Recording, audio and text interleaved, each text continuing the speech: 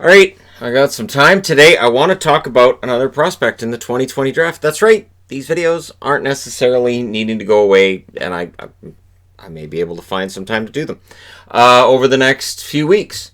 So, Emil Heineman, left winger out of Europe, 6'1", 185 pounds. And again, a lot of dispute on where he's going to fall in the draft.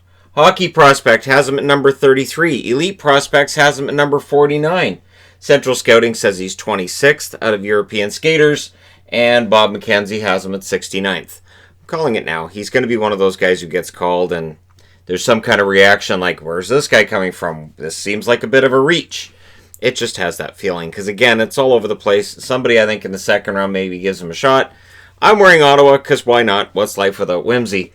I don't expect any. I've said this before. I don't expect any of the jerseys I'm wearing for any of these players who are being drafted to necessarily end up going to those players. I don't see it. It'd be hilarious if they did, though, wouldn't it? I just think it'll be great looking back years down the road and people going, man, this 2020 draft list videos, these are great, I guess, but he's never wearing a jersey of the team that drafted him, and it's just. It just drives me nuts. So the strengths that Emil has, shooting accuracy, speed, and puck handling. And he's a very good offensive player. Now, playing in the SHL for Lexans last year, junior 27 games, 1 goal, 4 assists, 5 points. Playing for their under-20 team this year, 29 games, 26 goals, 15 assists, 41 points.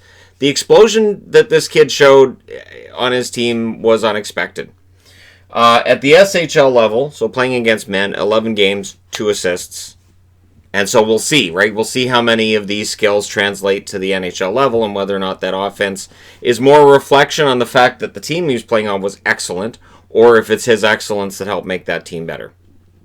We will see. Now, his 41 points topped any points he had at any level. I think it was by 29 points that he topped it. It was a very high number. So, and that's at any level of hockey he's played. So there may be scouts that look at this and go, yeah, he had a good season, but. And so that's very well what we may see from first round drafts where any of the teams that are going to be going up to the podium or Zoom calling in October, where any of them might say, we would love to draft the kid, but I don't know, we're going to have him in the second round. We're not seeing him as a first rounder. Good offensive instincts, knows where to go on the ice. His passing is seen as being behind his shot, but not by a lot. Like, his shot is what makes him special and makes him an intriguing prospect, but his passing isn't bad. And his skating's pretty good too. And then the effort and the physicality in his game, those are impressive, and that's something that a scout might look at and say, he can score and he can throw a hit too. So we may see him get drafted earlier than expected for the fact that he can score and he can hit. He is seen as having a high floor, but the ceiling is where we have that debate of, is he going to be good enough to justify a first-round pick? The high floor, so when you hear that from a scout, just means he is likely to reach this level at the very least. So he is seen as an NHL talent at the very least, most likely an NHLer. It's where he would slot in as an NHLer. Is it going to be a fourth line role? Could it be second line? That's where the debate comes in. So we'll see where he ends up getting drafted. What do the scouts have to say? Well, one says he made my top 31, so there is an NHL scout out there who says he's in my top 31. Now, whether that's a scout that has a top draft pick or a scout who's drafting late, and whether or not that scout has the ear of the general manager, those are the biggest issues right there.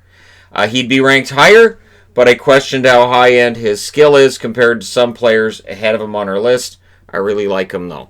And this seems to be kind of sort of as close to a consensus as you're going to get, which is, I like him, good player.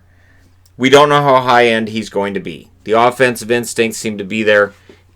He looks like a good NHL player in all likelihood, but, and again, you're going to have guys ranked ahead of him. So if you're looking at, well, we can take Heineman or Paderka.